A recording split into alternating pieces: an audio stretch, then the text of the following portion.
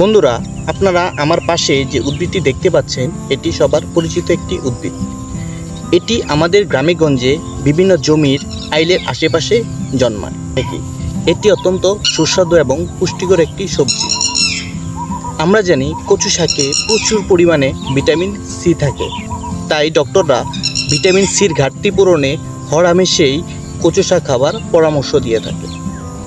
কচু শাকের পাতা, কাণ্ড, মূল এবং আমার হাতে দেখতে পাচ্ছেন লতা, এগুলি সবই আমরা সবজি হিসেবে খেয়ে থাকি। আপনারা জানেন কচু শাকে প্রচুর পরিমাণে ভিটামিন সি থাকে, তাই ডক্টর সবসময় ভিটামিন সির ঘাটতি পূরণে কচু শাক খাবার পরামর্শ দিয়ে থাকেন।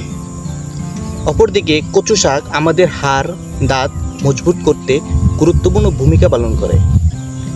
এই কচু শাকের মধ্যে রয়েছে কোষ্ঠকাঠিন্যের মতো রোগকে প্রতিরোধ করার মতো ক্ষমতা। আমরা যদি নিয়মিত এই কচু শাক সবজি হিসেবে খেয়ে থাকি, তাহলে আমাদের রোগ প্রতিরোধ ক্ষমতা অনেকাংশেই বেড়ে যাবে।